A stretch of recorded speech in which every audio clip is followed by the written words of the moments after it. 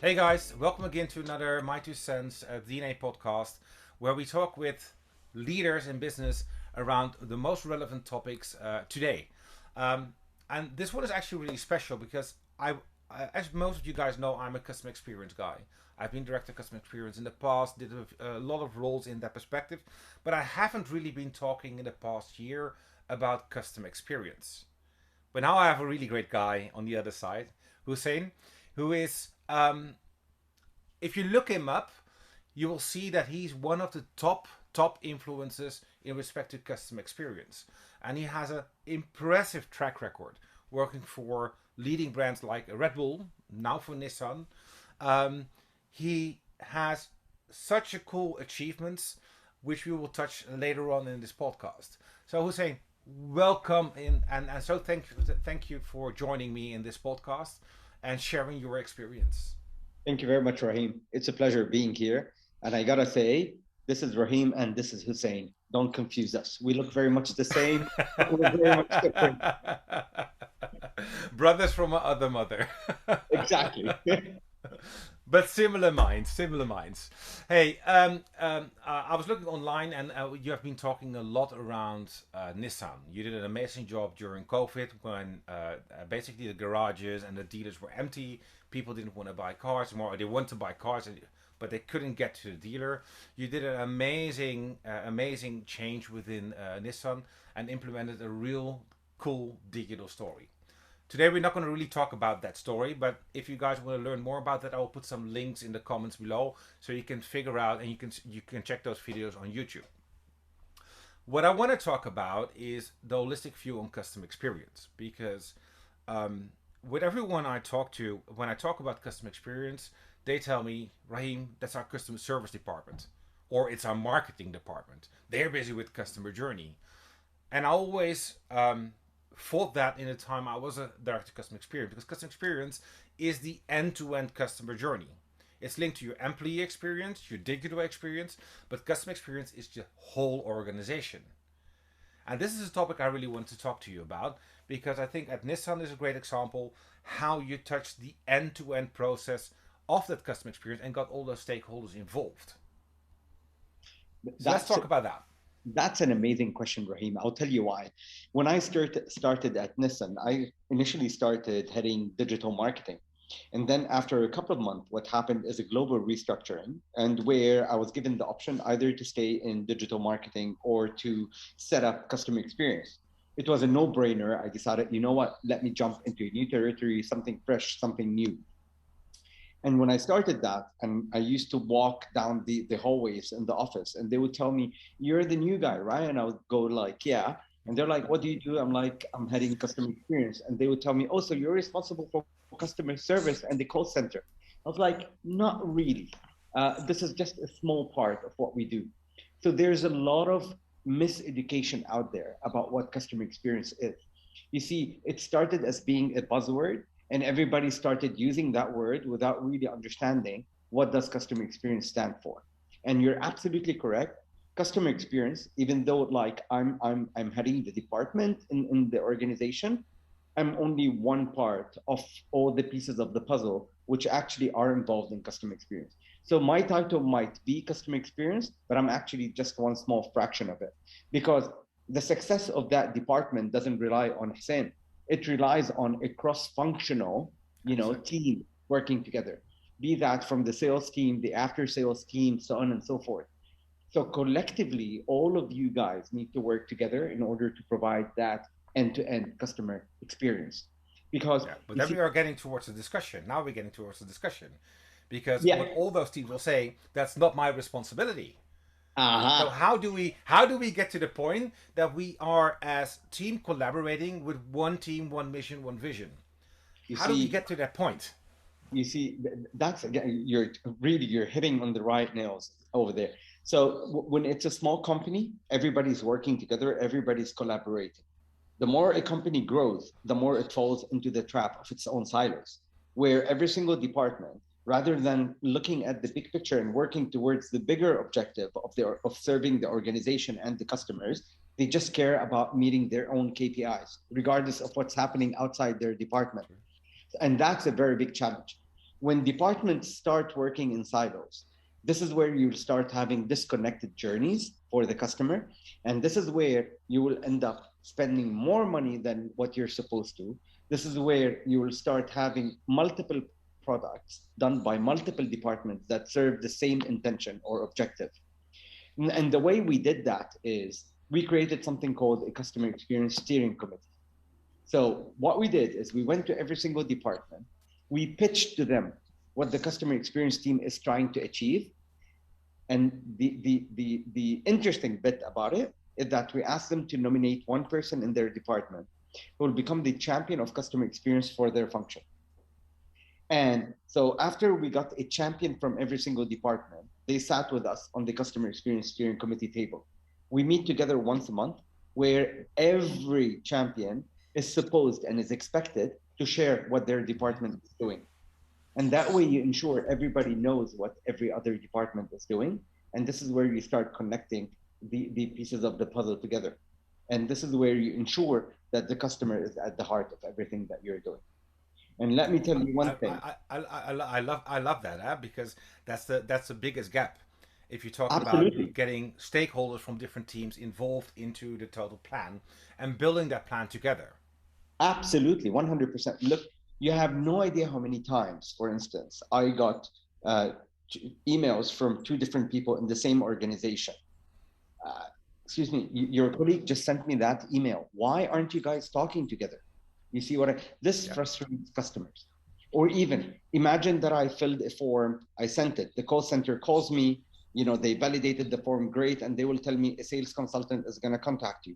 A sales consultant calls me and he starts asking me the same questions all over again. I'm tired of repeating myself over and over again. I don't want to do that. So really, and this is what we talk about empathy. This is where we talk about really saving time to customers and really showing them that the time I'm making you spend in filling out that form, I'm actually utilizing it rather than just making you fill Exactly. it so that I just put it in my database.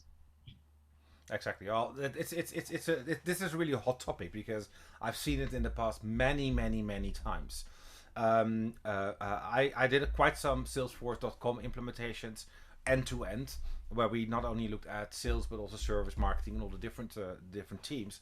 And if you then talk about with those clients around the digital sales flow, um, you see everything is on fire. Yeah. It's really on fire. If you look at lead qualification, the misconception between those teams, sales is telling us we're not getting the right leads. Marketing is telling us we qualified the leads. Sales are telling us we can't do anything with the leads, and the customer is always in the middle. And at the end of the day, you see that customers are being asked the same question over and over again, from a qualifying perspective towards the sales perspective, and all the way through all those engagements. So it's actually quite interesting that you are experiencing the same thing. But how do we tackle that? Because it's great that you have the internal stakeholders, great you have an internal team. Um, how do we get to the point that every single person within the organization feels or understands what is actually happening and how they can improve? Look, the steering committee is really is what drove things. The steering committee is what made that mind shift change. If I tell you 5 years ago when I joined Nissan and today, 5 years ago, nobody was talking about customer experience. Today, everybody's talking about customer experience. You hear it in every single meeting. And that's amazing. That kind of change is amazing. But that kind of change doesn't come on its own. That kind of change needs to be driven all the way from senior management and cascaded down. When senior management start using those words, this is where you start seeing everybody in the organization using those words. I was very blessed because my senior management really endorsed customer experience. And Mm-hmm. and I hate admitting it, but very honestly, 2020, what we call the COVID year, I personally call it the customer year because it was the customer who was driving things for organizations. Um, when many professionals and organizations face so many challenges and tragic results, it was the climax of my career because suddenly this is when customer experience became the spotlight in the organization. And this is where senior leadership were looking very much at what customer experience can and will achieve. And This is an interesting one. This is an interesting one. Let me tap on this one because I work lately a lot with startups and scale ups. Mhm. And you basically have two types of metrics. One is the metric which makes your shareholders happy: revenue, sales, volumes, etc. etc. I call it a bit of vanity metrics. These are, look how good we are doing. But the real measurement within startup scale-ups is how are we actually doing? So how are clients experiencing our solutions? How are clients effectively rating us? How are clients effectively engaging with us? Because those metrics are the real measurable metrics which ensure that you decrease your churn, you increase your revenues, you get a better experience, which automatically results to better revenue, etc. What you're mentioning here, you got it in top level. And I think COVID actually helped because those traditional metrics were going, damn, our revenue's going down.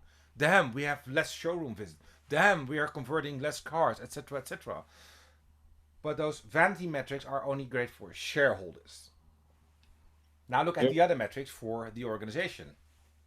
Very good point, because, and this is where I was telling you, you go into every single meeting room we have in the organization, and you'll find a red chair over there written on it, customer. So that in every Cool. single meeting that's taking place, you remember that actually there's a customer sitting there, and that customer has got a voice. You see, the more you develop things without putting the customer in the mindset of them, you're failing. And this is one of I agree. the, so I used to work as a mentor for startups, and what used to frustrate me a lot is that they used to focus so much on the product without really thinking how will the customer actually use that product, or how to communicate the USPs to that customer about that product. That's the thing, when you start thinking so much inwards, this is where you fail. You got to keep listening to the voice of the customer. You got to really keep taking the insights from the customers. I'll give you a very small example. And here I always, just for you to know, yes, I work for Nissan, but I always praise other automakers if they did something great. An automaker in Saudi, in Saudi, women wear the abaya, what we call the cover. Mm-hmm. And so what they did, this automaker, is usually women, when they sit inside the car and they close the door, a piece of the cloth of the abaya stays outside the car, because they don't notice it when they close the door. What this Mm-hmm. automaker did is they put sensors on the bottom part of the door. And if the female is sitting inside the car and part of her abaya is outside, it shows on the dashboard that, you close the door on a piece of cloth. This is customers. This is brilliant customer centricity. This is brilliant. This This is is really brilliant. this is spot on. Exactly. So this for me is something which I like a lot. During COVID, all right, COVID started in China, right? So everybody Mm-hmm. was in lockdown. Everybody was scared. Everybody was ordering food online. This food delivery company, what they did is they created on the helmets of the drivers, it put a thermometer where it showed the temperature of the drivers, and it showed on your app. So when that driver Ah, is that's cool. bringing the food, this is brilliant. This is just, That's brilliant. mind blowing. So this is the kind of a thing, is when you put the customer at the heart of everything that you're doing. This is where it becomes really important to you. Another thing, if you take a look at the gyms in Dubai, so I live in Dubai. Mm-hmm. So many gyms over here, they're mushrooming like crazy every day. COVID happened, nobody's going to the gym. So should those companies, all of them, go out of business? So what they started doing is they started renting out their gym equipment to people at home. They sanitize it, and they send it to you at home. And what they do is they send you a memory stick, which you plug in the TV, and it gives you a kind of a, let's do this hit program or anything of that sort. This is the Smart. idea, putting the customer really at the heart of everything that you're doing. This is what will make you survive. This is what will make you adapt. This is what will make you become appreciated a lot by customers. Yeah, On really the smart. other Really hand, smart. on the other hand, my parents, whenever they come to Dubai, they don't accept to go to restaurants. Can you figure out why? No. COVID happened. They removed all the Mm-hmm. menu, correct? So what they put for Yeah. you, the QR codes on the table. Mm-hmm. My dad is 81 years old. God bless him. You know, they're expecting my dad to open his mobile, to open his camera, to scan the QR code, and then to start zooming in on the menu Hey, to be my able mom, to my mom doesn't even know how to use WhatsApp. When I call and I ask her, push on the button for the video. Now exactly after years, she still can't find the button for the video. see It's the crazy. idea behind this is you cannot force a transformation on people. You can propose it, but you cannot force it on them. What if my dad didn't have data on his mobile? How can he open the QR code? So they put for you the QR code, but they don't put for you the Wi-Fi password. You see, they don't think of every step of the way. They don't think Yeah. of the journey which a customer go through. One of the leading banks over here decided they want to go ahead with digital transformation. I kid you not, Rahim, I haven't stepped in a branch for the last maybe 5 or 6 years. You're in Spain. My wife graduated from Spain. She needed Hmm. to get her diploma. She needed to transfer money for the diploma. And they didn't accept an electronic transfer. They wanted the actual paper transfer. So I had to go to the branch, which I haven't stepped into for God knows how long. Hmm. And Hmm. they always used to have those slip papers over there where you. So I asked them, "Where's the slip paper?" Oh, they're like, "Oh, we don't have it anymore. Now everything is. You have to go to the website, download the form from there, print it, fill it out, and bring it to us." I was like, "Oh, cool, great. So is there a computer here? I can do that." They're like, "Oh no, sorry." No, no, So I'm like, no. "Wait a second. I just drove half an hour to come to this branch. Now you want me to drive back 30 Yeah. minutes and download it, try to find a printer to print it, and then drive back 30 minutes." I told them, "Guys, did whoever put this plan, did they actually go through the journey of a customer?" So this is where many Let me organizations tell you are one thing. talking. Let me tell Yeah, you one thing. In Spain, it hasn't changed. We moved to Spain 2 years ago. You can't imagine how many forms I had to download, physically download, then go to the bank office to give it to them so they can pay for me. that's A lot of wrong. things are already digital, but it still happens, and even during COVID. Now, I must say, we arrived just before the COVID. Now, just at the end, no, we are not at the end, but let's hope we are at the end of the COVID. It's starting to improve, but still, we have the massive amount of forms here in Spain, which are ridiculous, which is really ridiculous. Look, put Spain aside. I just came back 3 days ago from London. So I postponed my trip by one day because I wanted to attend Winter Wonderland. Winter Wonderland, how amazing that is. You don't want to miss it. Mhm. Great. I went online, I bought the tickets, I bought the game tokens that I want to do. I go there. 80% of the kiosks which have games on them, Mhm. you don't have the machine for the game tokens. So Mhm. I spent £50 on game tokens, but I cannot use it. This is where, like, guys, it's not making sense to me. This is my problem. You see what I mean? If Mhm. you cannot anymore, consumers are no longer idiots. Consumers are becoming super intelligent, and consumers' expectations of organizations has gone really high. And you have zero chance for errors or mistakes with customers because the choices out there are immense. So I will drop you without even looking back, and I will go date another True. brand or another organization. So True. so True. that's key. Well, hey, I think we can talk for hours about this topic, We can and I indeed. think what we're gonna do is we're gonna record another one. But just looking at the time, and I'm really conscious of the time our listeners have, because generally you guys are listening to this when you're running or doing some gym, etc. So really conscious of time. We're gonna cut this one a little bit short, but we're gonna continue this chat because this is amazing. Two brothers from the mother actually doing a podcast is really fun. Um, to end off, what would be your key takeaways if you or things you want to share with our audience of think a bit different because you already mentioned a lot of them, but what would be the top three? And then we are slowly gonna get to the end of the podcast. Absolutely. Rahim, in order to be able to get the buy-in of senior management on any business transformation plan that you have, you need to start proving to them kind of the ROX, what we call the return on experience. So the more you feed them with the ROX, the more they will get convinced about it. Just for you to know, uh, it, business transformation requires investments, not big as some people depict it, but it requires investments. So what you need to do is take it one step at a time. Don't go and freak out senior management with big budgets. Start it bit by bit and start showing them the results of what you're achieving. Once they start seeing those results, they will get convinced that the formula is actually working. So this is the first one.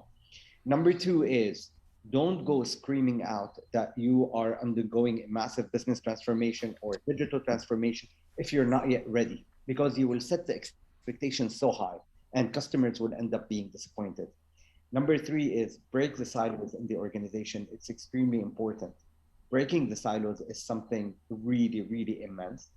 And last but not least is you need to ensure that you have the right infrastructure in place.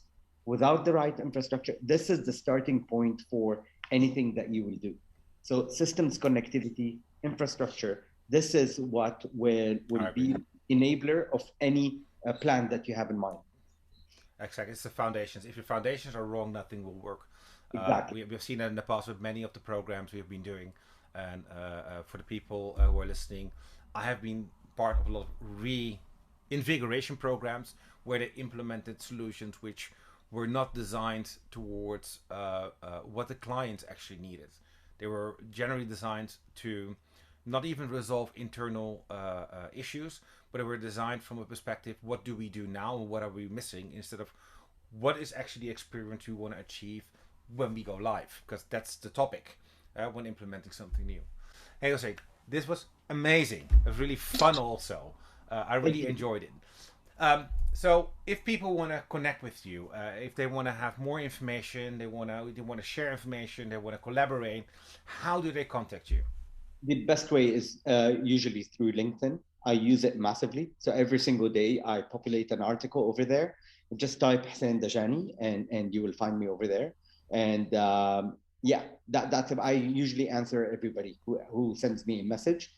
And that's the best way. And on my LinkedIn, there's my email, my mobile number, so they will be able to find me. Perfect. And he's fast, by the way. Yeah? He's even faster than me on LinkedIn. Talking about employee, customer, partner experience. On that bombshell, we're going to end this episode. For the people listening, thank you again for listening. I hope you had as fun as we had. We're going to continue this discussion because we are not done yet. So you know now how to contact us. I will put some links in the comments below if you want to learn more. And I'm going to be looking forward to our next chat again. Thank you, Hussein. Absolutely. Thank you so much, Rahim. Take care, brother. Take care. Stay